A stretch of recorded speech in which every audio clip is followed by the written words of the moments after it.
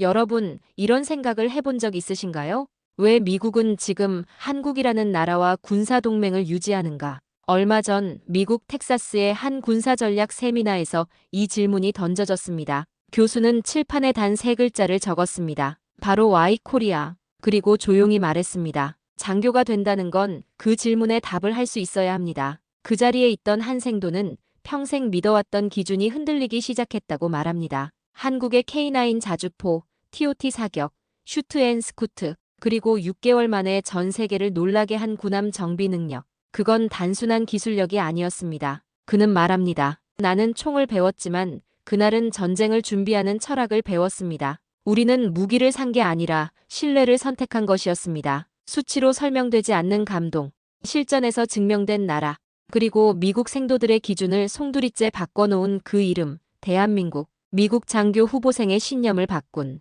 충격적이고도 감동적인 그날의 이야기. 지금 시작합니다. 그 전에 잠깐 1초도 걸리지 않는 좋아요와 구독 꼭 부탁드립니다. 2025년 봄 국제안보전략 세미나 첫 강의 시간. 교수님은 칠판에 글자를 적으셨습니다. 와이 코리아. 그리고는 조용히 물으셨습니다. 우리는 왜 한국과 함께 해야 할까요? 강의실은 적막했고 저는 조용히 노트를 펼쳤습니다. 저는 텍사스에서 군사학을 전공하며 ROTC 장교 후보 과정을 밟고 있는 마이클이라고 합니다. 어릴 적부터 미군에 대한 자부심을 갖고 자랐고 전쟁이라는 단어를 들으면 자연스레 패트리어트 미사일, M1 에이브럼스 전차, 스텔스기 같은 이름들을 떠올리는 편이었습니다. 한국이라는 나라는 솔직히 제게 있어 익숙하지 않았습니다. 미국이 지켜주는 동맹국, 그 이상도 이하도 아니었죠. 그날 수업에서 우리 조는 발표 주제로 한국의 K9 자주포와 미군의 동맹 시스템 비교 분석을 배정받았습니다.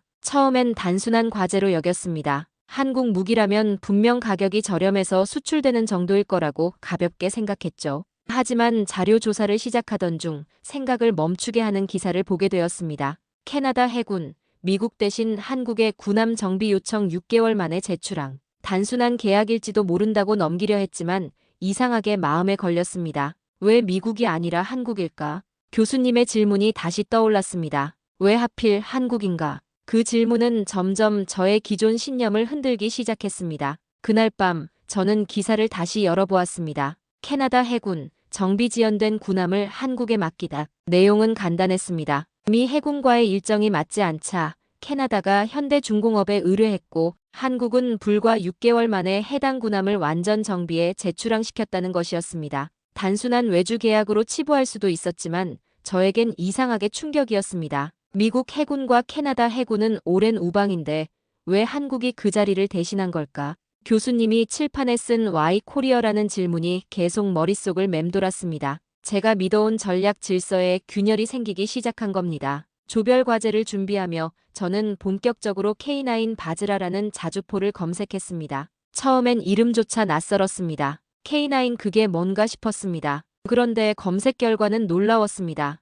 단순한 무기 소개가 아니라 수많은 수출국 목록이 함께 나왔습니다. 폴란드, 노르웨이, 호주, 핀란드, 에스토니아, 인도 그중 일부는 나토 회원국이었고 미국과의 군사 협력이 활발한 나라들이었습니다. 이 자주포는 단순히 많이 팔린 게 아니라 서방 기준을 충족하며 공동작전이 가능한 무기체계였습니다. 저는 생각보다 더 큰 사실을 마주하고 있다는 불길한 예감을 느끼기 시작했습니다. 조원들 사이에서도 논쟁이 시작됐습니다. 싸니까 그 나라들이 샀겠지. 정비 지원 체계가 약할 텐데 그걸 감당할 수 있을까?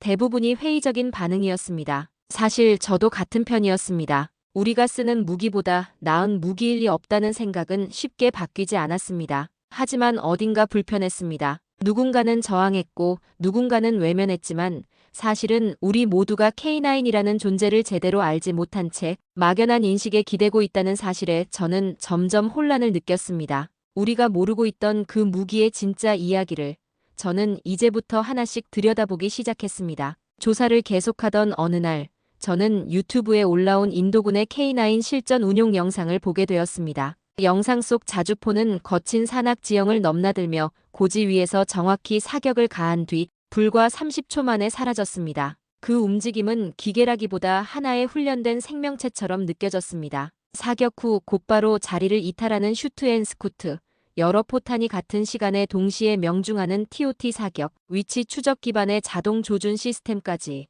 영상 속 기술들은 마치 전쟁의 룰을 다시 쓰고 있다는 생각마저 들게 했습니다. 저에게 그 무기는 단순한 철 덩어리가 아니었습니다. 어떤 철학이 담긴 체계처럼 느껴지기 시작했습니다. 그날 저녁 조별 모임에서 저는 영상에서 본 내용을 공유했습니다. 그러나 반응은 차가웠습니다. TOT? 그거야 이론상 가능한 거지. 미군은 이미 더 정밀한 시스템을 갖고 있어. 슈트앤스쿠트는 드론 공격 시대에 얼마나 유효하겠어. 친구들은 데이터보다 선입견에 반응했습니다. 저도 그랬기에 쉽게 반박하지 못했습니다. 하지만 이상하게도 영상에서 느꼈던 인상은 쉽게 지워지지 않았습니다. 화면 속 자주포의 움직임엔 단순한 화력 경쟁을 넘어선 무언가가 있었습니다. 조용히, 정확히, 반복 없이. 그것은 효율이 아니라 신념처럼 보였습니다. 전장을 통제하는 방식이 우리가 배워온 전술과는 전혀 달랐던 겁니다. 며칠 뒤 교수님과의 개별 피드백 시간이 있었습니다. 교수님은 제 발표 준비 내용을 조용히 읽고 나서 말씀하셨습니다.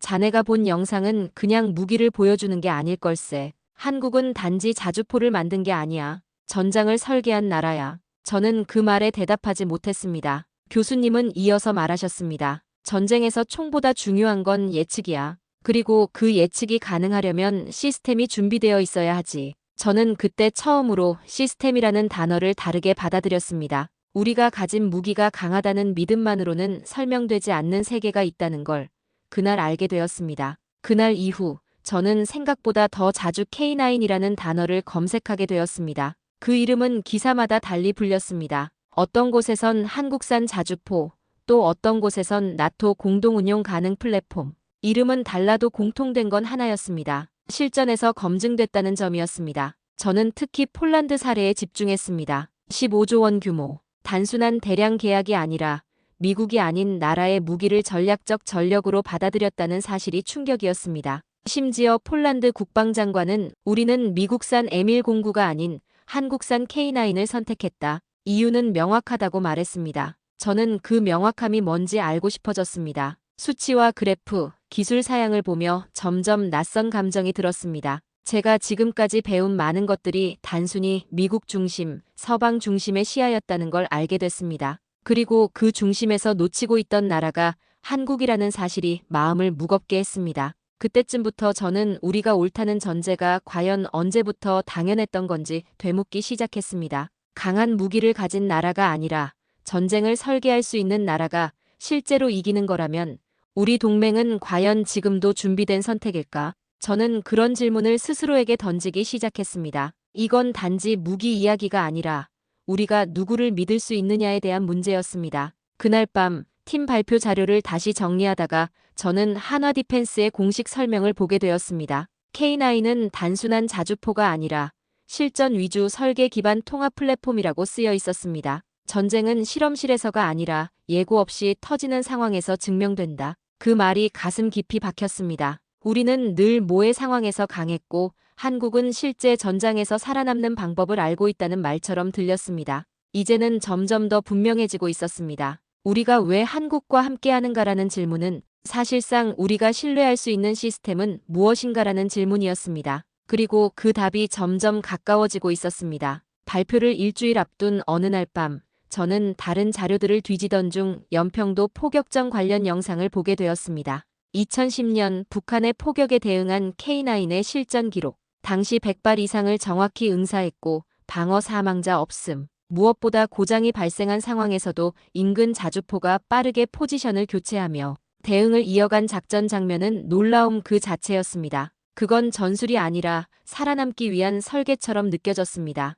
그 순간 저는 깨달았습니다. 한국의 무기 체계는 단지 상대를 공격하기 위한 게 아니라 아군을 살리기 위한 수단이기도 했다는 사실을요. 그 차이가 전쟁의 승패를 가를 수 있다는 걸 저는 처음으로 인정하게 되었습니다. 조원 중 한 명은 여전히 반신반의하고 있었습니다. 근데 그게 장기적으로 신뢰할 수 있을까? 저는 반박하지 않았습니다. 대신 또 다른 자료를 보여주었습니다. 한화, 폴란드의 99% 정시 부품 공급 기록, 유지 보수, 실시간 군수망, 운용 지원. 우리가 늘 자랑해왔던 시스템이 한국에서도 가능하다는 자료들이 줄줄이 나왔습니다. 친구는 말을 잇지 못했고 조용히 자료를 넘겼습니다. 그날 이후 그는 더 이상 한국 무기를 부정하지 않았습니다. 우리는 단지 총의 구경만 보고 싸움의 결과를 예측해왔습니다. 그런데 이제는 포신보다 시스템을 먼저 봐야 한다는 생각이 강하게 들었습니다. 그 주 주말, 저는 처음으로 제 노트를 덮고 조용히 고민에 잠겼습니다. 만약 전쟁이 난다면 나는 어떤 장비를 믿고 싶을까?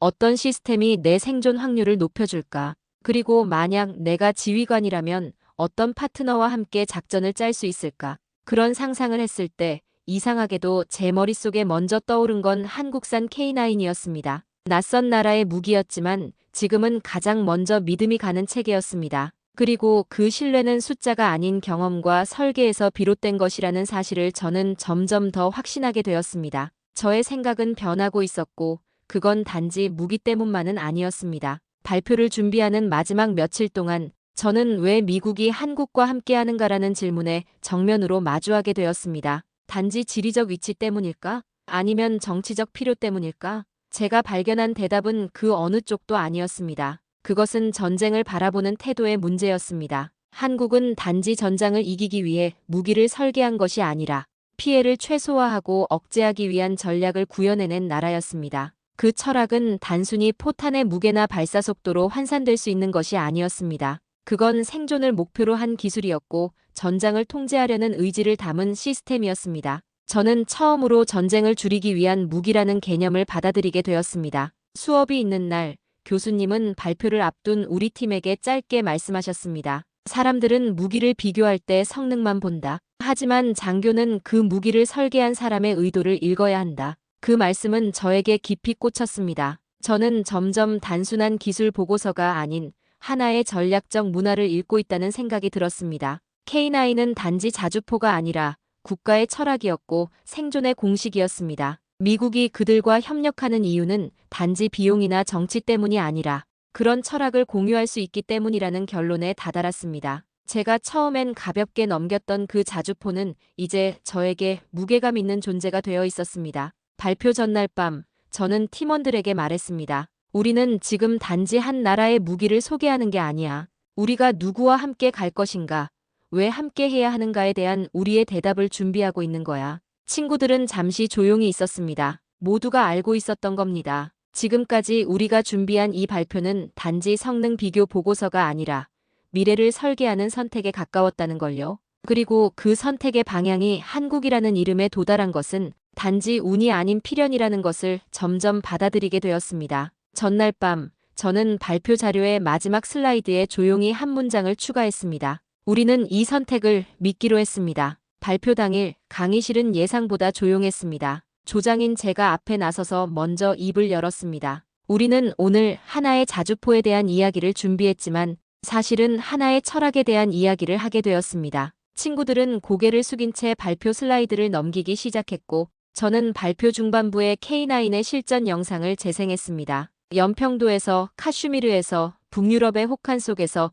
이 무기는 단 한 번도 멈추지 않았습니다. 저는 설명을 이어갔습니다. 이건 단순한 강철이 아닙니다. 이건 생존에 최적화된 시스템입니다. 그리고 그 시스템은 설계된 것입니다. 실전과 실망을 반복하며 완성된 겁니다. 누군가는 질문했습니다. 그래서 M1 공구보다 더 낫다고 생각하나요? 저는 잠시 고민한 뒤 대답했습니다. 우리는 항상 우리 것이 최고라고 배웠습니다. 그 믿음은 소중합니다. 하지만 전쟁터에서 중요한 건 믿음을 검증할 수 있는가입니다. 한국은 이미 그 검증을 마쳤습니다. 우리는 이제 그것을 배울 차례입니다. 그 말 이후 강의실은 잠시 조용해졌습니다. 교수님은 특별한 반응 없이 고개를 끄덕이셨고 평가표에 무언가를 적으셨습니다. 하지만 저는 그 침묵이 곧 어떤 인정이라는 걸 알 수 있었습니다. 강요하지 않았고 과장하지 않았습니다. 단지 사실을 보여주고 철학을 설명했을 뿐이었습니다. 발표가 끝난 후 한 친구가 제게 와서 말했습니다. 난 한국산 무기가 이 정도일 줄 몰랐어.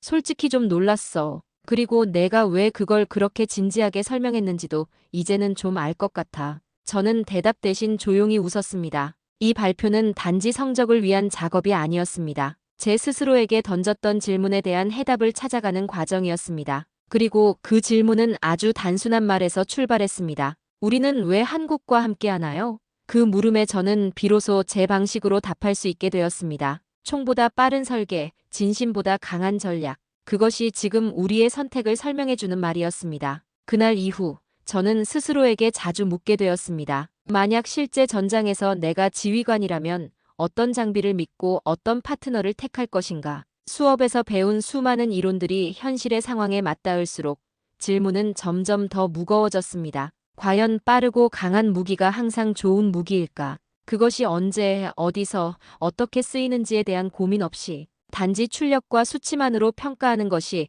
과연 군인다운 선택일까? 저는 이제 그런 단편적인 기준으로는 아무것도 판단할 수 없다는 것을 깨닫고 있었습니다. 전쟁은 통계가 아니고 전술은 철학이었습니다. 그리고 철학은 수치보다 오래 남는 신뢰에서 비롯된다는 걸 알게 되었습니다. 그 즈음 한 기사에서 이런 문장을 읽었습니다. 한국 방사는 싸서 경쟁력 있는 게 아니다. 싸면서도 신뢰할 수 있기 때문에 선택받는 것이다. 그 문장은 저에게 마치 정의처럼 느껴졌습니다. 우리는 늘 누가 제일 센가를 따졌지만 실은 누가 오래 살아남는가가 더 중요한 기준이라는 걸 놓치고 있었습니다. 저는 점점 더 확신하게 되었습니다. K9은 단지 총보다 빠른 자주포가 아니라 생존을 위해 가장 먼저 움직이는 시스템이었습니다. 슈트 앤 스쿠트, TOT 사격, 자동 사격 통제, 빠른 정비와 공급망. 그 모든 게 합쳐져야 전장이 움직이고 사람이 살아남습니다. 이제 저는 그 기본을 한국에서 보고 있었던 것입니다.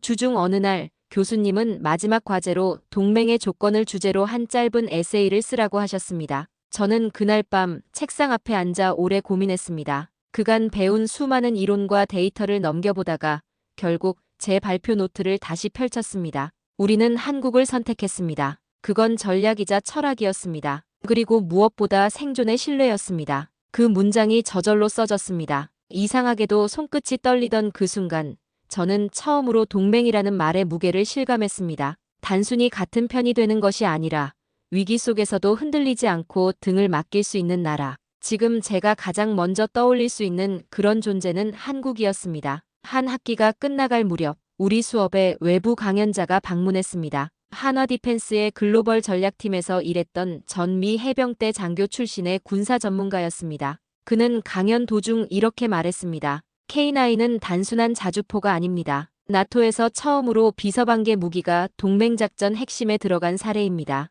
왜일까요? 정확해서가 아닙니다. 준비되어 있었기 때문입니다. 그 말을 들은 순간 저는 발표 당시 교수님의 말이 떠올랐습니다. 우리는 무기를 선택하는 게 아니라 철학을 선택하는 겁니다. 이제 그 말이 완전히 이해됐습니다. 속도나 화력의 문제가 아니라 상황에 대응할 준비가 되어 있느냐는 질문이었던 겁니다. 그날 이후 저는 한국 무기에 대한 기사나 보도를 습관적으로 찾아보게 되었습니다. K9뿐만 아니라 K2 흑표 전차, FA-50 경공격기, 천무 다연장 로켓, 그리고 최근엔 잠수함 정비까지. 그 어떤 분야에서도 한국은 빠르거나 화려하지 않았습니다. 하지만 정직했고 예측 가능했고 무엇보다 실제로 문제를 해결해왔습니다. 특히 폴란드의 K9 조기 납품과 부품 99% 정시 공급은 미국조차 놀랄 만큼의 정밀도였습니다. 저는 그 데이터를 바라보며 생각했습니다. 어쩌면 한국은 전쟁을 피하기 위해 무기를 만드는 나라일지도 모른다.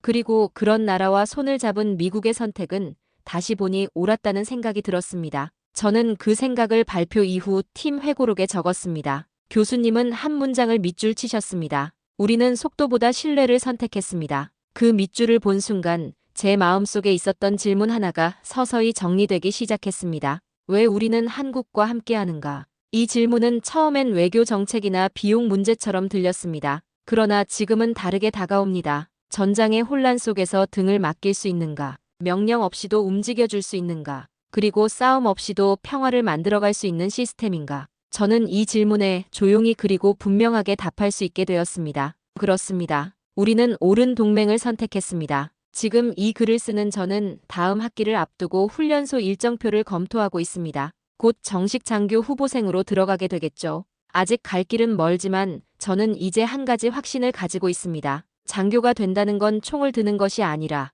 등 뒤를 맡길 사람을 먼저 찾는 일이라는 것을요. 그 기준이 저에겐 달라졌습니다. 예전엔 오직 미국과 유럽, 우리가 만든 시스템만이 정답이라 생각했지만 지금은 아닙니다. 한국이라는 나라가, 그 조용한 무기 체계가 내 선택지를 넓혀주었고 사고를 바꾸어 놓았습니다. 우리는 그들과 함께 가고 있고 그 선택은 더 이상 이론이 아닌 실전에서 검증받고 있습니다. 저는 이 경험을 통해 단지 K9이라는 자주포를 배운 게 아닙니다. 그 자주포를 만든 나라의 태도를 배웠습니다. 싸우기 위해 만든 무기가 아니라 멈추기 위해 설계된 체계, 빠르게 움직이기 위한 기술이 아니라 실수를 줄이기 위한 준비, 그리고 그 모든 것을 가능하게 하는 것은 결국 신뢰였습니다. 미국은 늘 신뢰받는 나라였지만 지금은 신뢰할 수 있는 동맹을 더 중요하게 여깁니다. 저는 그 기준에서 한국을 다시 보게 되었고 자랑스러웠습니다. 우리가 함께 간다는 사실이 이젠 이유 없이 뿌듯한 감정으로 다가왔습니다.